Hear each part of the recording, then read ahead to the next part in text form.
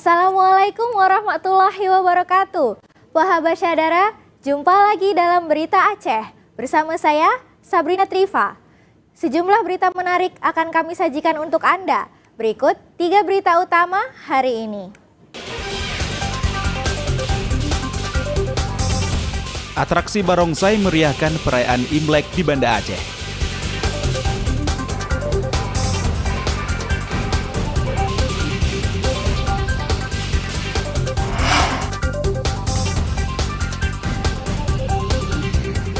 Siswa sekolah SD Negeri 9 di Pidijaya akhirnya belajar dengan nyaman setelah meja dan kursi selesai dikerjakan.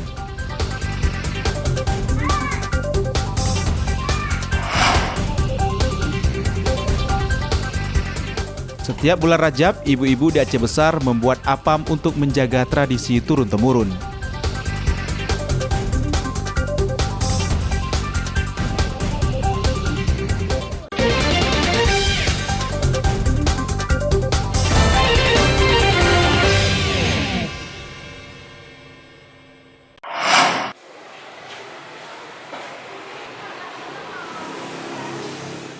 Ratusan warga Tionghoa di Banda Aceh pada Selasa malam memenuhi Wihara Dharma Bakti di kawasan Penayung.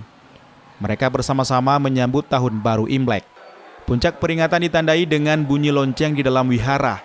Meski berada dalam lingkungan mayoritas Muslim, etnis Tionghoa di Banda Aceh tetap bisa melaksanakan ritual perayaan Tahun Baru Imlek 2576 Kong Zili.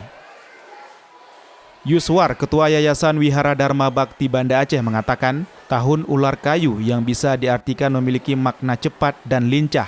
Dalam pemahaman budaya Tionghoa, sio tersebut bisa memberi kemajuan serta kemakmuran. Jadi hubungan antara masyarakat setempat dengan atau misalnya kita katakanlah keharmonisan ya, hubungan keharmonisan antar umat beragama itu sangat baik.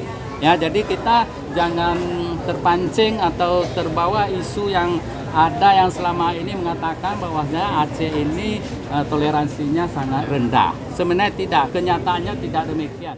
Semua toleransi sih Bang, kalau di hari-hari besar mereka juga menghargai kita lah sebagai sesama beragama. Aja sih.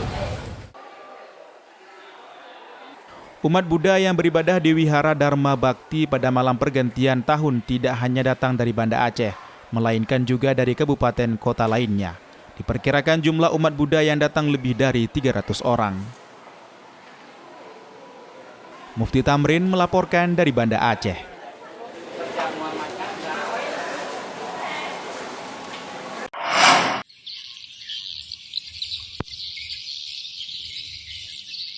Perayaan Imlek di Kota Idi Aceh Timur sepi. Meski begitu, personil kepolisian tetap bersiaga memastikan perayaan Imlek berjalan aman dan damai. Perayaan Imlek di Wihara Murni Sakti Gampung Jawa, Kecamatan Idi Raya, Aceh Timur minim kegiatan. Namun wihara tetap terlihat bersih dan dihiasi aneka pernak-pernik Imlek. Wihara Murni Sakti ini adalah wihara tertua di Asia Tenggara yang didirikan pada tahun 1888. Usan, penjaga wihara Idi menjelaskan biasanya Imlek di hari pertama memang sepi. Pengunjung akan ramai ketika perayaan ulang tahun Dewa yang akan dirayakan pada hari Senin tanggal 3 Februari 2025, di mana saudara jauh akan berkunjung ke wihara ini, baik dari Jakarta, Medan, Banda Aceh maupun dari Losmawe. Saat ini etnis Cina yang tinggal di kota Idi hanya tersisa 6 keluarga. Ini juga mempengaruhi sepinya perayaan Imlek di sini. Jadi kalau untuk perayaan, mungkin ada umat-umat dari luar kota yang datang, itu di hari Senin. Kalau hari Senin sih ada sebagian besar sih ada kayak tali persaudaraan. Kenapa? Mungkin di generasi kedua, ketiganya orang Aceh. Orang Aceh, mungkin ada yang di Banda Aceh, di Losmawe, atau di Idi ini. Jadi generasi mudanya udah pindah ke Medan, kota besar. Jadi mereka masih mengenang, tapi ingat lagi wihara ini, jadi mereka datang. Kurang paham ya, kenapa saya udah generasi ke berapa sih udah nggak tahu lah ya. Kalau dibaca dari Google, itu dibangun tahun 1888. Itu waktu itu kan masanya kapitan, benar nggak? Itu membantu mendekorasi dan membersihkan wihara ini setiap tahun aja sih. Jadi kalau namanya umat di sini, saya juga dengar dari sini ya, paling ada berapa rumah tangga aja sih, beberapa keluarga lah ya. Meski sepi, perayaan Imlek tetap dikawal personil Polres Aceh Timur guna memastikan perayaan Imlek berjalan aman dan damai. Main Munzir melaporkan dari Aceh Timur.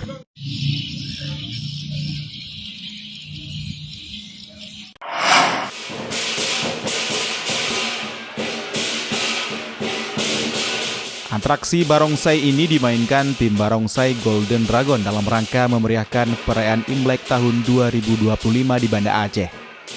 Selain menghibur warga Tionghoa, atraksi ini juga menghibur warga Banda Aceh yang sengaja datang untuk menyaksikan pertunjukan barongsai. Berbeda dengan wilayah lain, barongsai juga dimainkan oleh warga Aceh yang beragama Muslim. Hal itu guna menjaga keberagaman agama dan budaya di negeri syariat Islam. Herianto, pelatih tim Barongsai Aceh, menyebutkan pertunjukan barongsai ini sudah menjadi rutinitas. Pihaknya menurunkan 33 atlet barongsai dan mayoritas pemain merupakan Muslim. Hal ini menunjukkan identitas Aceh yang begitu melekat dengan budaya keberagaman dan toleransi.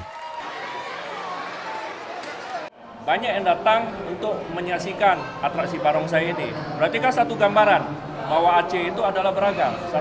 Aceh itu ada toleran, punya toleransi dan punya keberagaman yang kuat. Nah, itu yang harus kita pahamin gitu. Kita kalau show barongsai tahun ini kita lebih arah ke main tradisional. Kita tidak main ke pilar, kita lebih main ke equip tradisional. Nah, karena kita ingin memperlihatkan kepada masyarakat bahwa saat barongsai itu mempunyai berbagai kategori perlombaan. Salah seorang warga sengaja datang untuk menyaksikan atraksi barongsai yang merupakan budaya etnis Tionghoa. Tadi dari tempat kerja, pulang memang bawa adik untuk nyempetin nonton.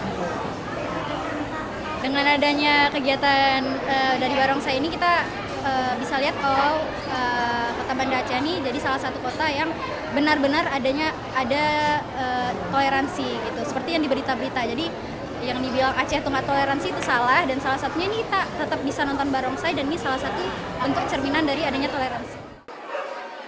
Atraksi barongsai ini akan berlangsung hingga sore dan mengelilingi sekitaran kota Banda Aceh. Diharapkan keberagaman dan harmoni kerukunan serta toleransi antar umat agar tetap terjaga di negeri Serambi Mekah. Mufti Tamrin melaporkan dari Banda Aceh.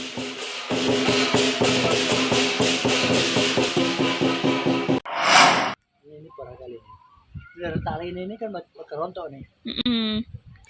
Tanggul yang melindungi wilayah Gampung Tengoh, Dusun Timbangan, Kecamatan Langsa, Kota Langsa, mulai rusak dan longsor.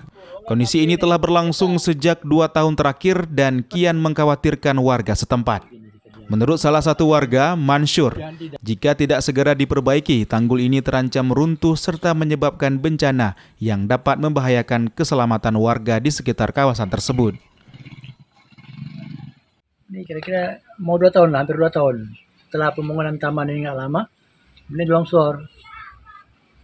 Sampai hari ini udah 2 tahun. Semakin hari ini semakin tambah tuh, semakin longsor. Hal serupa disampaikan oleh warga lainnya, Medi Irwansyah. Medi mengatakan sebelumnya di kawasan tersebut sudah dipagari bambu untuk penanggulangan awal. Namun bambu penahan yang dibuat secara swadaya tersebut tidak bertahan lama dan kini kondisinya mengancam keselamatan warga yang melintas.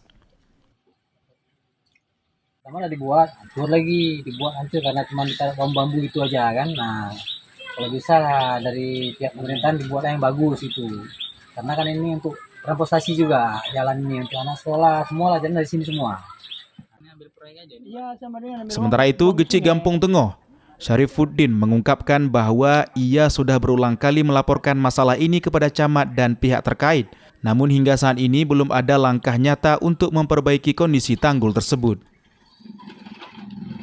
Jadi kami sudah pernah melaporkan ke pihak camat sudah berkali-kali, juga ke pihak Pemku, PU dan sebagainya hadir mereka juga mengatakan ini harus ditanggulangi segera.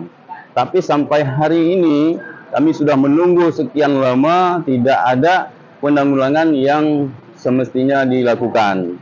Tapi dibuat pun kayaknya asal-asal.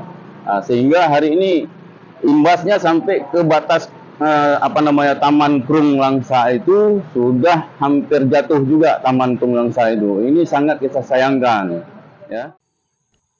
Warga berharap agar pemerintah segera turun tangan untuk memperbaiki tanggul yang sudah mulai membahayakan ini sebelum terjadi hal yang tidak diinginkan. Main Munzir melaporkan dari Kota Langsa.